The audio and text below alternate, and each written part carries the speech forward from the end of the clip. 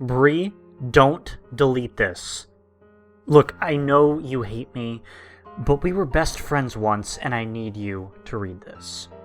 I think I'm in serious trouble, and there's nothing you can do, but I need you to read this so you understand. I know we haven't talked since sectionals. It's been forever, but what happened to you wasn't my fault. At least it wasn't entirely my fault. I know everyone thinks it was, but I would never do anything to hurt you. This is going to sound crazy, but I need to tell you this so that someone knows.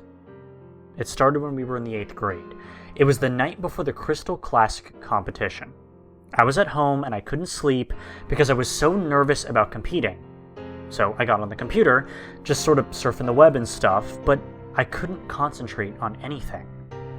I was just sitting there, so I Googled myself. I never should have done that, Bree. At first, it was all the usual stuff you find on Google when you do Google yourself. Then I found a link to a Wikipedia page about me. I thought our club or my dad made it or something. You know, there wasn't much there, just some basic facts about skating, what city I lived in. But the thing that got me was that it said I won that year's Crystal Classic. And I laughed. You know, I thought for sure someone just did it to encourage me. I confronted my dad about it, but he denied it. When I won the competition the next day, though, you know, I was so happy. You know, that was the first competition I had ever won, and it felt so good. Remember how hard I worked after that? That's when my parents hired Sergey to coach me. You know how much that must have cost. After that, I would check my page before every competition, and it would always tell the result of how I placed. It said I would win the regionals at 15, and it all came true. After that, Sergey convinced my mom and dad that I had a real shot at the Olympics. That's when they pulled me from school. I skated every day, but I just wasn't progressing the way Sergey said I needed to if I wanted a shot at the championship. I was working so hard and I was skating well, but still Sergey said it wasn't good enough. When the sectionals came, all I could think about was winning. So I did something I shouldn't have. Everyone was saying that you were the favorite, and I felt like I had already lost the competition, so I made a Wikipedia account and tried to update my page to say that I was the winner. The thing is that after I tried to update the page, I checked it and all it said was, Annora Petrova is a selfish little bitch who is going to get what she deserves. I broke down. That's why I looked so awful the next day. I was just in a daze. I remember watching your routine and seeing your blades snap, and the next thing I know, I was on the ground and my face was covered in blood from where the tip flew off and sliced my forehead. Then they told me it was my fault because I had your skates in my possession earlier. Bree, I honestly didn't do anything to your skates. Look, I wanted to win, but I wouldn't do anything to hurt you. When they told me I was banned from any further competitions, everyone said that I got what I deserved. Nobody even asked for my side of the story. I guess you heard that Sergey dropped me after that. He said I ruined him, and no one would talk to me. Do you know what it's like to be ostracized by everyone? I couldn't even get ice time, and then the page got worse. Every time I'd check it, it would say all these horrible things about me. I can't even tell you half of them. The language was so vile.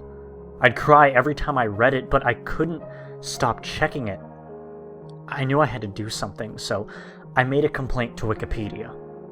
I even tried calling them, but no one there claimed to know anything about the page. I was home alone that Friday night, and I decided to check to see if it had been taken down. The page was still there.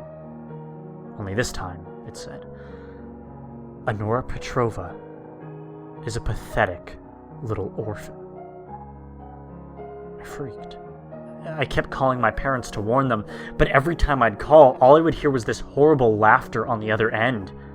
I must have called them 100 times until I couldn't take the sound of the laughing anymore. And, after the accident, the police gave me their phones, and there wasn't any record of my calls that night. I was so devastated. Before that, I was so busy training all day and doing homeschool, I never realized just how alone I had been the whole time. I know you tried to reach out, but I was so depressed and angry I just shut everything out.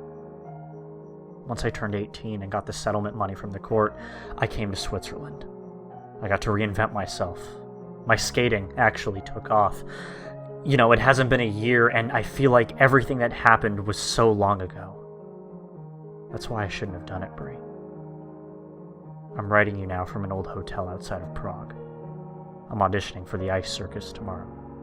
I know it's the kind of thing we used to make fun of, but I really want this. I was feeling really nervous, and out of an old habit, I checked my page. It's so hard to say this, but when I checked the page to see if I'd get the job tomorrow, all it says is, Annora Petrova died friendless and alone. And it had today's date listed as the date of my death. I'm sobbing so hard I can barely type this, but I wanted you to know the truth. Please believe me, Brie. I attached a screenshot of the page so you'll believe me. It's all there just as I told you. I don't know what to do. I don't know anyone here, and nobody speaks English. I keep refreshing the page. God, it's been forever. I keep refreshing, but it still hasn't changed. I'm waiting for midnight. I don't know what to do, so I locked myself in my room. There's only a few minutes to midnight now, and all I can do is refresh the page. I'm exhausted, but I can't stop. I'm afraid to leave the computer until I know what happens next.